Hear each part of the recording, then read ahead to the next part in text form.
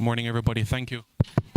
Thank you very much for being here. We appreciate it, your presence this morning, your punctuality as well. Welcome to this morning's press conference, the squad announcement for the CONCACAF Nations League for the October window. Before we get into the formalities of everything, just want to introduce the persons we have with us at the head table. To my far left, we have the president of the Jamaica Football Federation, Mr. Michael Ricketts, and to my immediate left, we have the head coach of the Jamaica Senior Men's National Team, Mr. Steve McLaren. So again, thank you very much, everybody, for being here. Just go through a few housekeeping matters for members of the media. We kindly ask as well that you put your cell phones on silent or vibrate so as not to disturb anything in the program, the audio or video elements. That would be greatly appreciated. And also, apart from that as well, what we kindly ask as well is that persons are coming in at the back as well. You can remind those individuals as well that will be coming into here as well. So just a reminder for the CONCACAF Nations League this window, the matches are October 10 and October 14. Firstly, away against Nicaragua on October the 10th, and then at home against Honduras on October the 14th. And as you know, the CONCACAF Nations League serves as a qualifier for the Gold Cup next summer as well. So the magnitude of this competition, it really shows how massive it is. So to kick things off, we're going to start with some opening remarks, and we're going to start with the head coach of the senior men's national team, Coach McLaren. Coach. Thank you, and welcome. Just a few opening remarks about the squad, which you no doubt have by now. There are a few fallouts, which I'll go through. We have Shamar Nicholson, who, after the last camp, we've had many discussions, and he never felt happy about his condition or his form, and he expressed that he felt he was way behind in terms of not having a pre-season, playing in the Copa, missed it with his club, Moscow, and he wants to build his fitness up. So what he said was that he didn't feel right, in the right form, the right level of fitness to be ready to join us on this camp. So we had many discussions about this, and what he's doing is he's building his fitness up. He's hired a performance coach to work with him on the fitness side. His club, his manager, is helping him also to improve his fitness, giving him game time. He's played in, I think, 2 cup games so far, and he wants to be 100% Shamar Nicholson, and he doesn't feel he was at that the last camp. So I understand where he's coming from, and we hope that he gets in good condition, plays minutes for his club, starts scoring goals, and getting back to the Shamar which we know. And so we've expressed that we'll keep in touch, review his games, his programme, and we look to the next camp. So that's Shamar. Leon Bailey. Unfortunately, Leon got a hamstring injury for the last call-up. Came back from that, I think by his own admission, came back a little too early and re-injured his adductor the other day against Bayern Munich. I think everybody saw the game. He came in after 30 minutes and went out after 60 minutes. He has a problem. Don't quite know exactly what that is. The club are investigating that. Don't know whether he's fit or he's not, but he certainly has a problem. And too much of a problem to risk flying him here and risk him in the games. So he's really, really disappointed because after the last camp he missed, he didn't want to miss this one. He wants to play for Jamaica. He made that clear to me. And so he's very disappointed in that. Jamal Lowe is another one who, since the last camp, and I liked him in the last camp, he's not played minutes for his club. Again, I had quite a long conversation the last couple of days with his coach, who expressed that Jamal would be better working the next 2 weeks with his club, and like Shamar, working on his fitness and his form and his rhythm, which he lost after coming back from the last camp.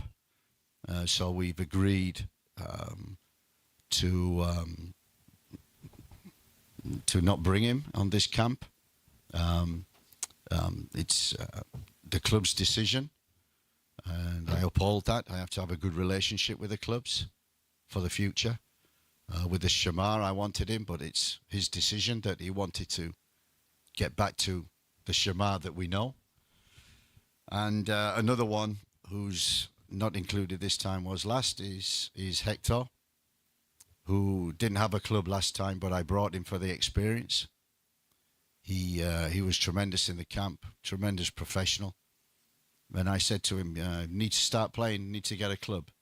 I spoke with him the last couple of days. He's close to agreeing something. And I said, let's keep in touch. And if you get a club, you start playing football, then it's a chance to look at it again. John Russell, another one who I liked in camp. We brought him in last time. Since going back, he's not played any minutes for his club, and we need people to do that.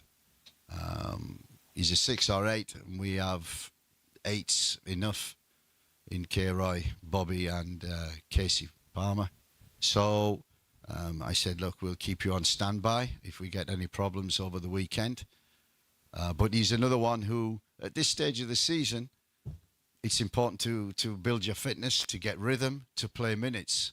And if you don't, then you lose a lot. And so that's the reason, basically, with Shamar, Jamal, Hector, John Russell. But Adrian Reid is another who I watched him play last night. Very impressive again. We brought him in the last camp for experience. I wanted to look at a young player. We had a look at Adrian. I liked him a lot. Tremendous boy, great around the camp, good personality, and he's playing well for Cavaliers. But I said this time we just have 1 or 2 more experienced players that we need for the next 2 games. So he understood that. We keep in touch. So they're the ones who are out.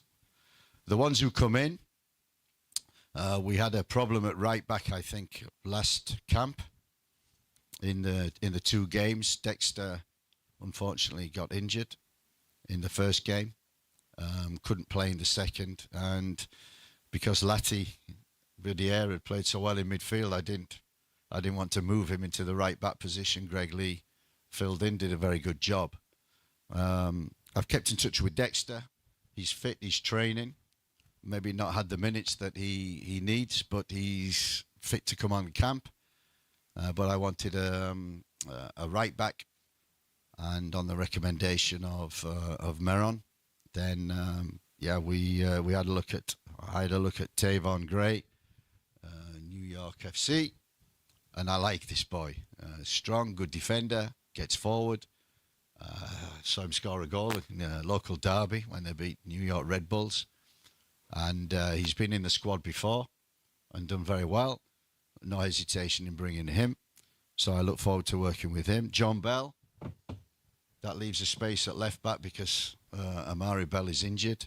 So that will push Greg Lee to the left back position. I needed cover there. And John is experienced. He's been in the squad before. Was in the Copa team and squad. And so I've liked him. I followed him at Seattle. So he comes in. An interesting one, even before I came in, we've chased this player to play for Jamaica, Mason Holgate. And I think through the intervention of the president, especially, trying to push through players double heritage wanting passports, I think we finally very, very, very close to getting a passport for Mason Holgate. I think he just needs clearance from FIFA. So I'm including him in the squad. He might not qualify for the first game, but we think by the second game he will definitely be available. So I decide to bring him in, integrate him quickly, and hope the documentation comes through so we can have him in both games. We'll move into midfield. I've always looked for a number 10, a creative player, a little bit out of the box, a little bit somebody who can win games, change games. And I asked Meron, and he recommended Tyreek McGee from Colorado Switchbacks.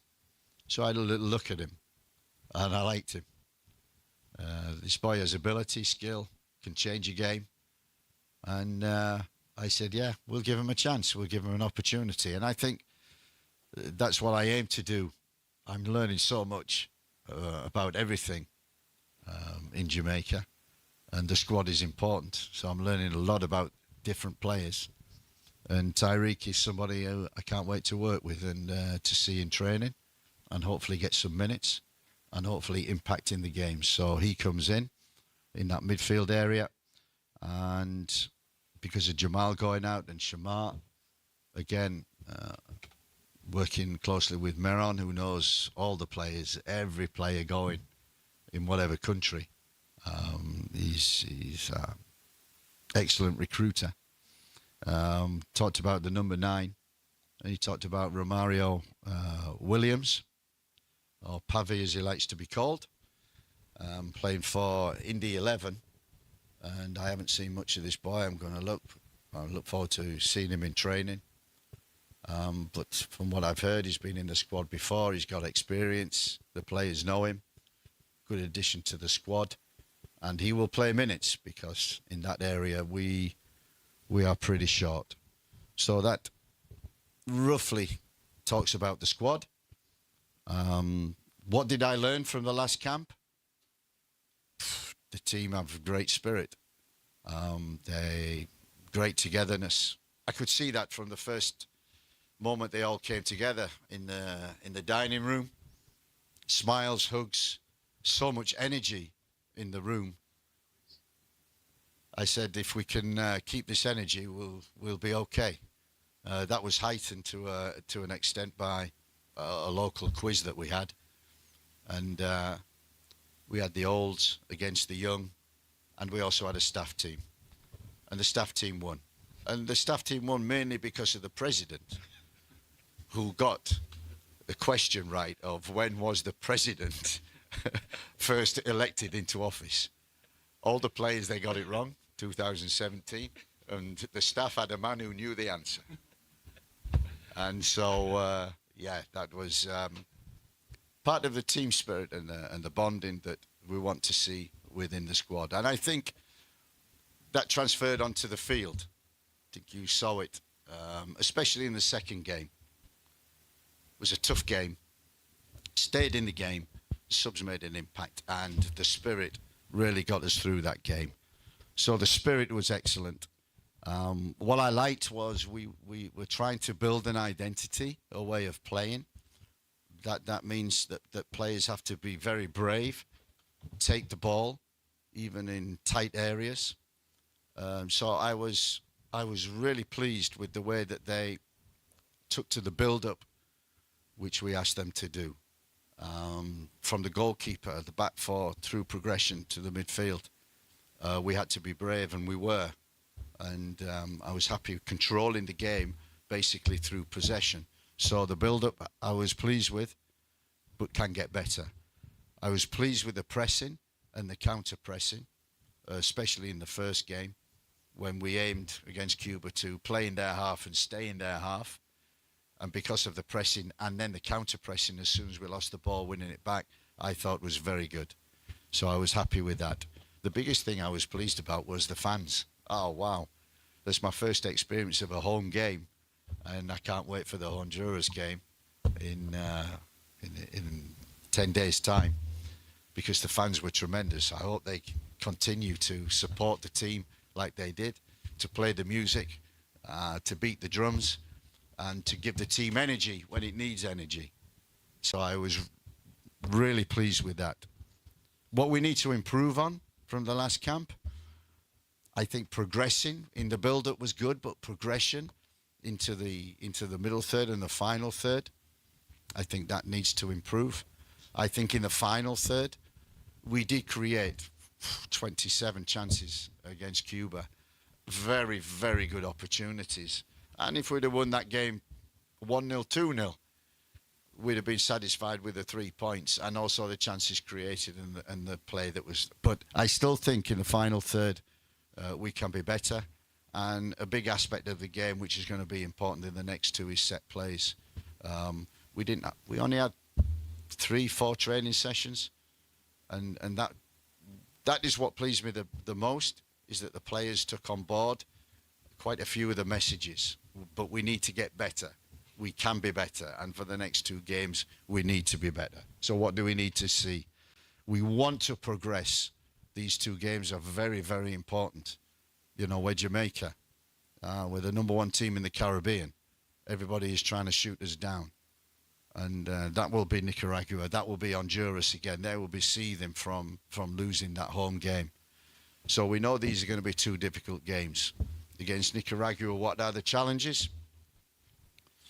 Playing on artificial surface, that is a big challenge for us. They're used to it, we're not. That's a mindset, so we need the right mindset to play on artificial surfaces. They are a good team. They are a possession team. And that might at times be frustrating.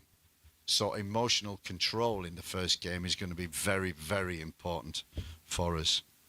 What I want to see against Honduras, actually, I think we need to press better.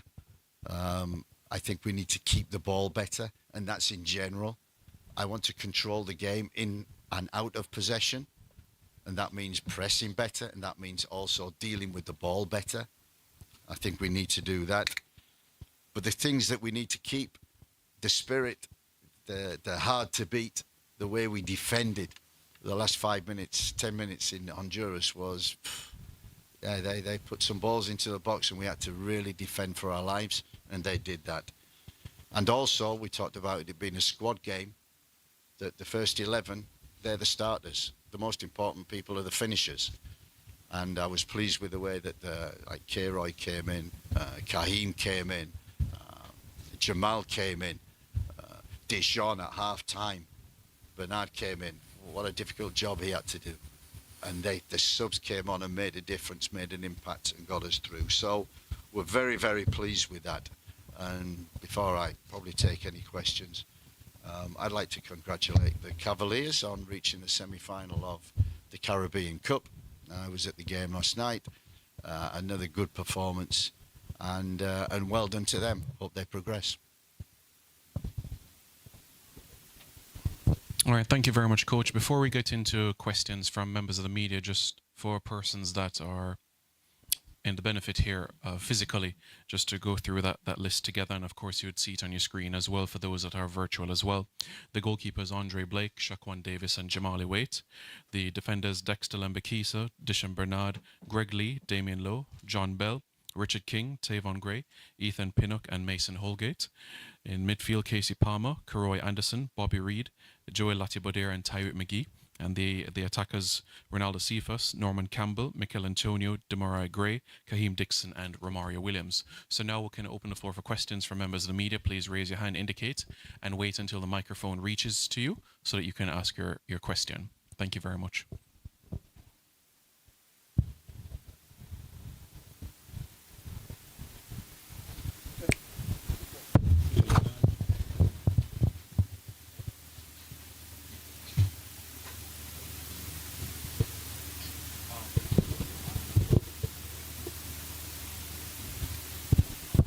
Questions from members of the media, please raise your hand. We'd appreciate that.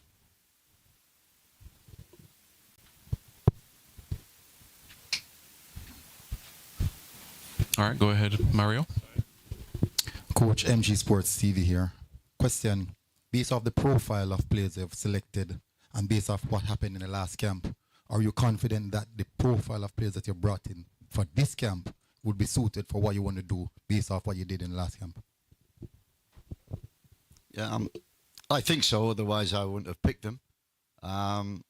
I think one person I left out was Cephas. I spoke with him before the last camp, and he was having problems with his club in Turkey, and he solved them problems.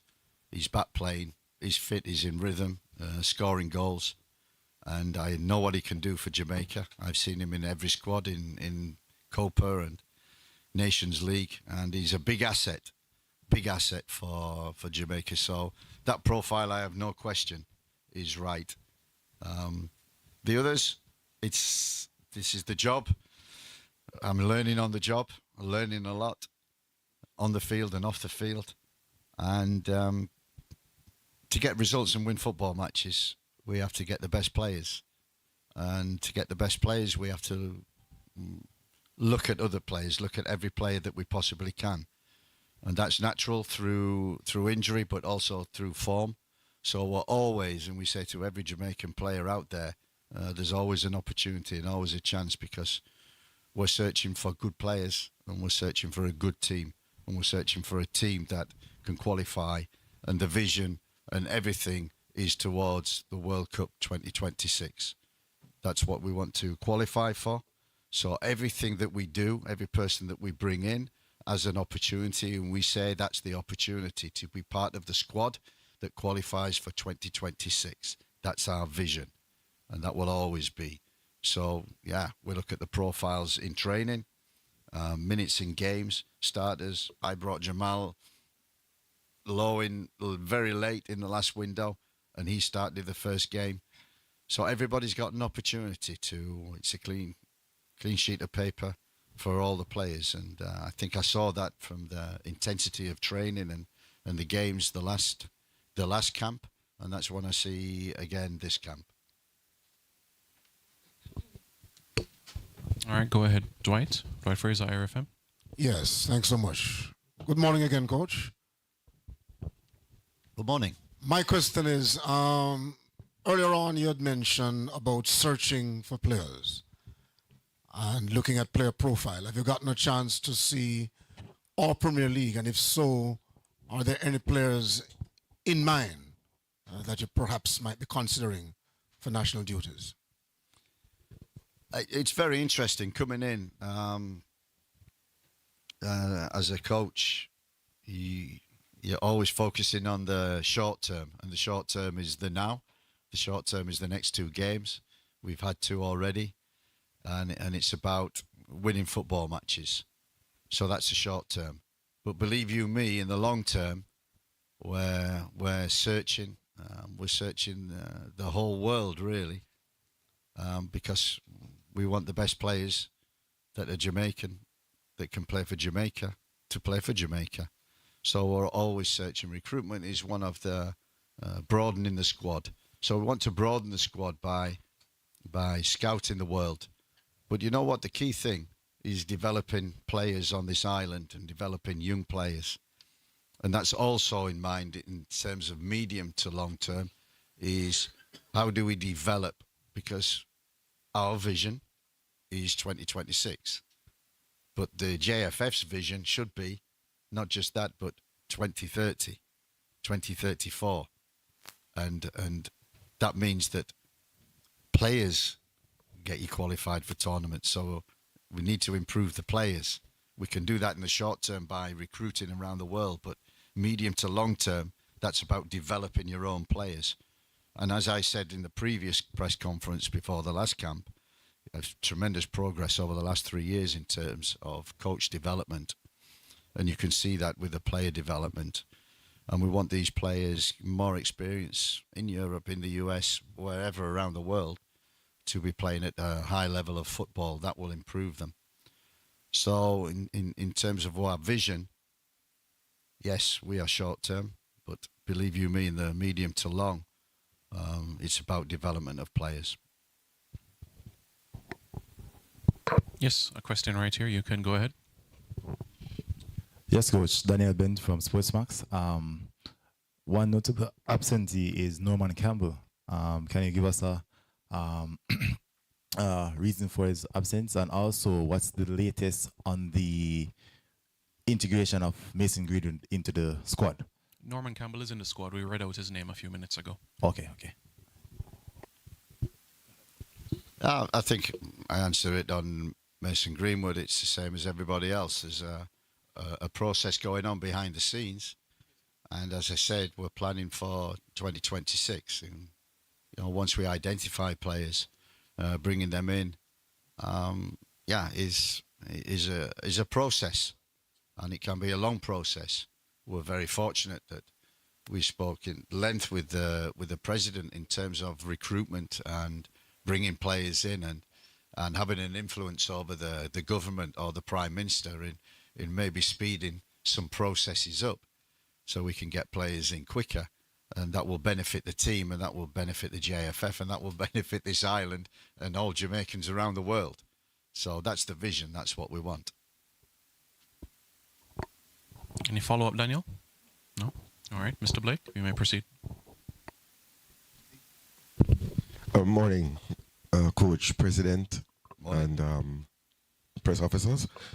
The question might be directed to a follow-up on Daniel's question to the President Ricketts. Can you tell us about any protocols that have been established between the JFF, Ministry of Sport, Foreign Affairs, and PICA, specifically to address the support for the recruitment? And then I have a question for the President. But a number of players who have attempted to gain their citizenship, there are some simple errors like a one letter misspelled in a grandfather's name that has held up processes for months. And I'm just asking if there's shed some light on any protocol or working relationship. Well, we do have a working relationship with PICA, but like you did mention, the process can be very tedious. And again, you did say that for some very simple reasons. And sometimes these reasons we are not aware until weeks, maybe months after. But we have at our disposal both ministers of Sport and Gender Affairs, Minister Grange and Minister Kamina Johnson.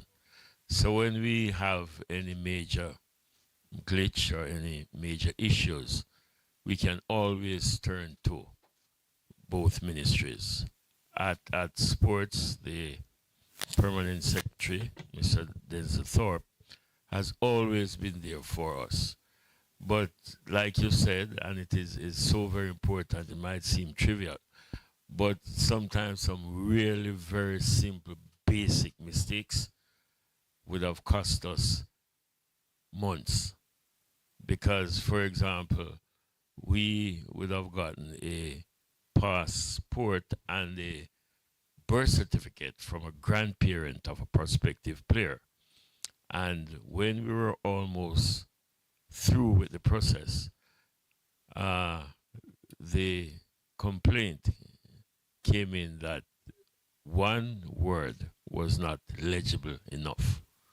So we had to redo the birth certificate. We had to go find the grandparent, had to go through the entire process. So like you have said, we do not have a formal protocol, so to speak, but we do have a relationship. Just a follow-up, and then I'll ask the question straight to the coach. Because we're about solutions, could the JFF look about recommending a policy in 2024 where DNA is used instead of these old, faded, illegible documents to determine relationships between persons, as is done when you're applying for United States citizenship? I don't think that would be in the purview of the JFF. No, a recommendation. Well, we could make a recommendation for sure. But yeah, this would have to be from a government perspective and specifically from PICA. But there's some credence to the suggestion, and maybe in a formal way or an informal way, we could make the suggestion and then see what the response is. But it makes sense. It does make sense. And the final question to the coach. I'm sorry for not introducing myself. Ohini Blake, Dre Anywhere TV, also known as Cataract. Coach, the one of our fan favorites, Ravel Morrison, has recently signed to a club in the third tier of the UAE League. I just wanted to ask, one, what's your opinion of that signing? And two, is there a policy regarding the level at which a player would have to be playing to be considered for the senior national men's team? And the part B, there's a notable absence of an under-23 squad. And is that affecting the transition and recruitment of some younger players into the system of Jamaica football? Interesting questions and very good questions. No, any level. If players are good enough and they're progressing and we think they can play at a certain level, our level, then we will look at them. But believe you me, we have people out there in every country with their eyes on Jamaican heritage players. So that process will always continue. About the 23s, it's a possibility. I think it's early, and I think it's something that we're learning also about. You know, the last, what have we been in the job? 2 months? Second camp. We're focusing on the games, on trying to win these games to qualify for the quarterfinals of Nations League, to improve our ranking so that we get a decent draw if we get through the next stages of the World Cup and World Cup qualifiers, and also the Gold Cup is important as well. So, as I say, in the short term, there's lots of planning and lots of scouting of players at all levels, because honestly, you go in the UK, it's not just the Premier League, not just the Championship, League One, League Two, even non-league players are now developing to the capabilities of playing national team football. So we're looking for the best players possible, every nook and cranny that we can. Any other questions? Yes, you can go ahead. Morning. Kobe Byrne from Cabo Magazine. All right, so versus the home game against Cuba at the National Stadium, I myself, and I'm sure others, have realized that while playing the game, the ball moving against the surface of the field wasn't as smooth. So I'm asking if is there a plan to fix that, especially due to events or the past, being held on the field as well. So should there be restrictions, because this is our national stadium played and the field is played by Reggae Boys? So I'm just wondering, the condition of the field doesn't look as top tier for the president as well as the head coach. I don't think I'm an authority to answer that question, and I might pass that over to Mr. President. Yeah, you're right. I mean, I think the pitch was not in a good shape, particularly for that Cuba game. But we are having ongoing discussions with the authorities, and hopefully we'll have a better prepared pitch for next home game. But it is of some concern. We really don't have good pitches here. And the truth is that we have engaged the different municipalities. We are looking at properties to develop in collaboration with our parent organizations. But this is a matter of major concern. We really need good pitches. Fortunately, we have a synthetic pitch on which I'm pretty certain the coach will be doing a lot of training as we head to Nicaragua, where the game, I understand, will be actually played on a synthetic surface. But you are indeed correct. We have major concerns, but we're trying to work on them. All right, Daniel Blake, the Observer.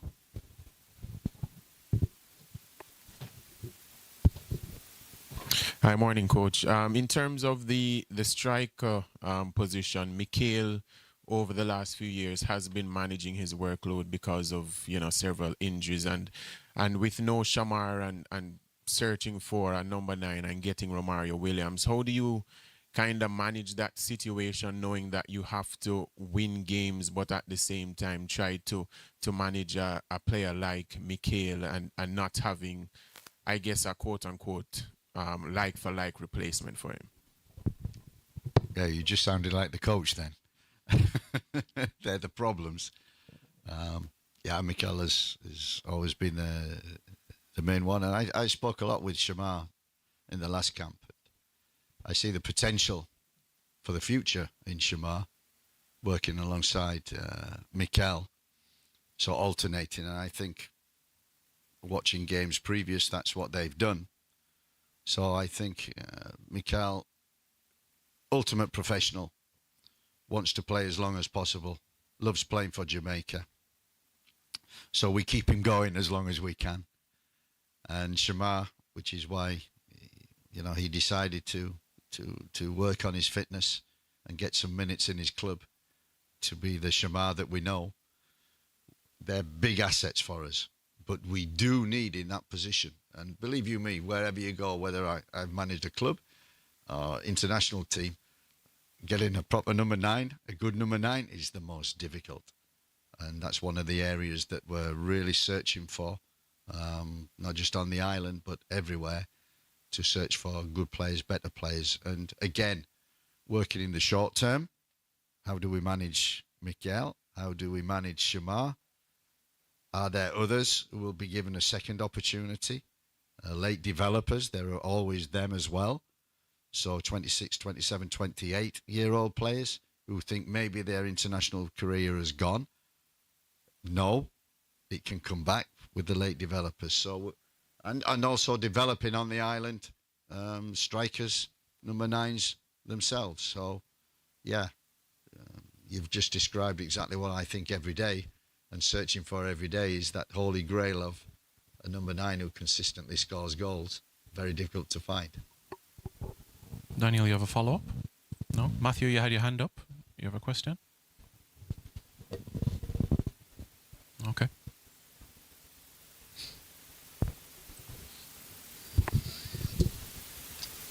Good morning, Coach. Morning. Matthew Makonov-Jones. I think that we all saw a specific structure against Cuba in terms of building up with our back 3 and Dexter holding with. But I think the issue that fans have been expressing is our lack of depth in the number 6 role. And I know that Joel has played there, and we have a lack of midfield depth. So, based on the camp and based on the 2 matches that have been played so far, are you content with the depth that we have in that position, or is it something that you're still continuously actively recruiting? The coaches in my team will tell me I'm never satisfied. I'm never happy. I always want better. That is the standard in which I've always worked. And people, that's what I've learned to be successful. You're never happy, content. So we talked about the number 9 position and the future of that. The number 6 is very important. The goalkeeper, the 2. Every position is important, but you're absolutely right. And that was, for me, one of the bonuses from the last camp and 2 games, is that although Lati is not used to that, he's used to playing in a back 4 or back 3, he adapted his game and became that number 6 and took responsibility, and I'd admired him for that, because I thought it was number 6, how we want to play a number 6 is very difficult. It's been brave on the ball. It's been tactically aware. It's been defensively acute at interceptions, being in the right place at the right time. That comes from experience. So Alati, I think, did a fantastic job for them 2 games. But we are searching, as we're searching in every position, for can we get better than what we have at the present moment? Because players win football matches and players will get us qualified for the World Cup 26. So we focus a lot on that, not on just recruitment. But when we get them, can we treat them right? Can we develop them right? Can we put them in the right frame of mentality, mind, in which to perform at their top best when they come and play for Jamaica? It's a massive, huge challenge. And that's what I admired about the last camp and the players who travel. I think Damari Gray travelled well over 16 hours to get here. Thousands and thousands of miles in total for the squad. And they came and their spirit was so strong. And whatever was put in front of them, and you talked about facilities, we talked about the pitch, they never complained. They just got on with it and did the best that they could. That has to continue, that kind of attitude. But you're right, we also need to be better and get better, which we hope to do. Do you have any more questions? All right, so good afternoon or good morning, coach. So Roger Blackwood, 876 Stream. So it's a two-part question. We've seen that Dujon Richards has been included in the squad for quite some time now. Is there anything that you can say on that matter, as well as where do you find the balance between youth and experience in the national squad? Sorry.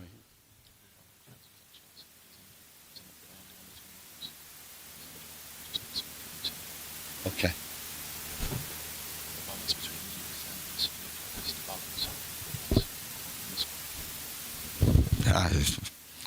Balance is vitally important.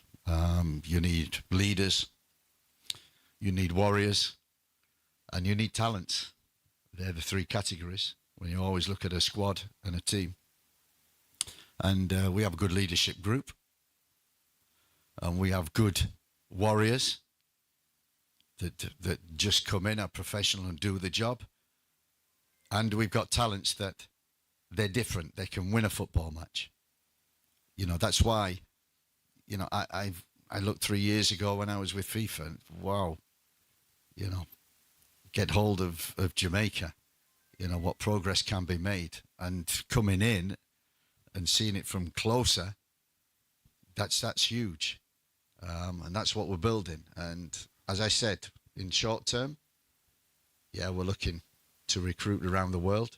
But the key is development in the youth system and the youth players on this island. And that's in progress with the progression of the coaches. So I'm probably repeating myself over and over, but that's the message that I want to get out.